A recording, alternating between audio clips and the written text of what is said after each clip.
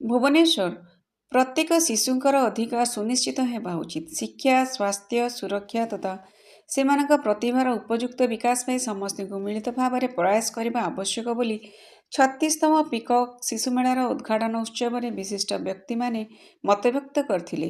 ଶୁକ୍ରବାର ସନ୍ଧ୍ୟାରେ ଏକାମ୍ରହାଟ ମୁକ୍ତାକାଶ ମଞ୍ଚରେ ରାଜ୍ୟର ଅଗ୍ରଣୀ ସ୍ୱେଚ୍ଛାସେବୀ ସଂଗଠନ ପିପୁଲ୍ସ କଲଚରାଲ ସେଣ୍ଟର ପିକକ୍ ଦ୍ୱାରା ଆୟୋଜିତ ଶିଶୁମେଳାରେ ଉପସ୍ଥିତ ଅତିଥିମାନେ ପିଲାମାନଙ୍କୁ ଉତ୍ସାହିତ କରିବା ସହିତ ଶିଶୁମାନେ ନିଜର ଭବିଷ୍ୟତକୁ ସୁଦୃଢ଼ କରିବା ନିମନ୍ତେ ମୂଳରୁ ଯତ୍ନବାନ ହେବା ଆବଶ୍ୟକ ବୋଲି କହିଛନ୍ତି।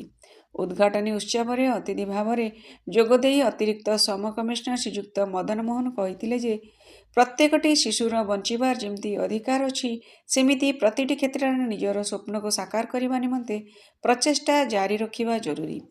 ଓଡ଼ିଶା ରାଜ୍ୟ ଶିଶୁ ସୁରକ୍ଷା ଆୟୋଗର ସଦସ୍ୟା ଚନ୍ଦନା ଦାସ ପିଲାମାନଙ୍କୁ ଉଦ୍ବୋଧନ ଦେଇ ଉତ୍ସାହିତ କରି କହିଥିଲେ ଯେ ପିଲାମାନେ ପାଠ ପଢ଼ିବା ସହିତ ତାଙ୍କର ଭିତରେ ଥିବା ଅନ୍ତର୍ନିହିତ ଗୁଣକୁ ପରିପ୍ରକାଶ କରିବା ପାଇଁ ସୁଯୋଗ ପାଇବା ଆବଶ୍ୟକ। ଅନ୍ୟମାନଙ୍କ ମଧ୍ୟରେ ଓଡ଼ିଶା ସରକାରଙ୍କ ଶ୍ରମ ବିଭାଗର ଅତିରିକ୍ତ ଶ୍ରମ କମିଶନର ବିଘ୍ନମତ ମହାପାତ୍ର, ରୋଟାରୀ କ୍ଲବ ଭୁବନେଶ୍ୱର ୟୁନିଟ୍ର ଅଧ୍ୟକ୍ଷା ରୋଟାରିଆନ୍ ସଂଘମିତ୍ରା ରଥ, ରୋଟାରିଆନ୍ ଆର୍ଯ୍ୟା ପାଣିଗ୍ରାହୀ ପ୍ରମୁଖ ନିଜର ବକ୍ତବ୍ୟ ରଖିଥିଲେ। ଶିଶୁ ବୈଜ୍ଞାନିକ ରିଷିତା ସାମନ୍ତରାୟ ପିଲାମାନଙ୍କୁ ନିଜ ଭିତରେ ଅନ୍ତର୍ନିହିତ ପ୍ରତିଭାକୁ ଚିହ୍ନିବା ସହିତ ଏହାର ଉଚିତ ପ୍ରଦର୍ଶନ କରିବା ଆବଶ୍ୟକ ବୋଲି କହିଥିଲେ। ଓଡ଼ିଆ ଚଳଚ୍ଚିତ୍ର ଶିଶୁ କଳାକାର ତଥା ପିକକ୍ର ଗୁଡୱିଲ୍ ଆମ୍ବାସେଡର ସୁହାନା କର ଓ ତାପସ କୁମାର ଷଡ଼ଙ୍ଗୀ କହିଲେ ଯେ ପିଲାମାନେ ପାଠ ପଢ଼ିବା, ଭଲ ମଣିଷ ହେବା ସହିତ ନିଜର ପିତାମାତାଙ୍କୁ ସମ୍ମାନ ଦେବା ଆବଶ୍ୟକ। ପିକକ୍ ଶିଶୁମେଳା କମିଟିର ସଭାପତି ତଥା ବରିଷ୍ଠ ସାମ୍ବାଦିକ ପ୍ରଦୋଷ ପଟ୍ଟନାୟକ ଉଦ୍ଘାଟନ ଉତ୍ସବରେ ଅଧ୍ୟକ୍ଷତା କରିଥିଲେ। ପିକକ୍ର ସମ୍ପାଦକ ରଞ୍ଜନ କୁମାର ମହାନ୍ତି ନିଜ ବକ୍ତବ୍ୟରେ ଶିଶୁମେଳାର ଇତିହାସ ବର୍ଣ୍ଣନା କରିଥିଲେ। ପିକକ୍ ଅଧ୍ୟକ୍ଷା ଡକ୍ଟର ମୀନାକ୍ଷୀ ପଣ୍ଡା ମଧ୍ୟ ନିଜର ବକ୍ତବ୍ୟ ରଖିଥିଲେ। ପିକକ୍ କାର୍ଯ୍ୟନିର୍ବାହୀ ନିର୍ଦ୍ଦେଶିକା ଅନୁରାଧା ମହାନ୍ତି ସ୍ୱାଗତ ଭାଷଣ ଦେଇଥିବା ବେଳେ ପିକକ୍ କୋଷାଧ୍ୟକ୍ଷା ରତ୍ନା ଦାସ ଧନ୍ୟବାଦ ଅର୍ପଣ କରିଥିଲେ।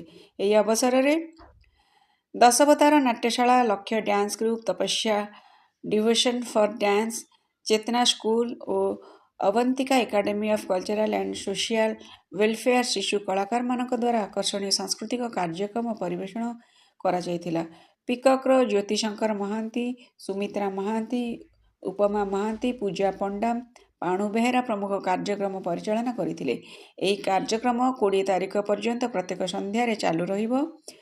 35ତମ ଶିଶୁମେଳା ଦ୍ୱିତୀୟ ଦିବସରେ କାର୍ଯ୍ୟକ୍ରମ ଓଡ଼ିଶୀ ନୃତ୍ୟ ପ୍ରତିଯୋଗିତା, ଦ୍ୱିତୀୟରୁ ସପ୍ତମ ଶ୍ରେଣୀ ଅପରାହ୍ନ 4 ଘଣ୍ଟିକା ଗୀତ ପ୍ରତିଯୋଗିତା, ସନ୍ଧ୍ୟା 6ଟା 30 ମିନିଟ୍।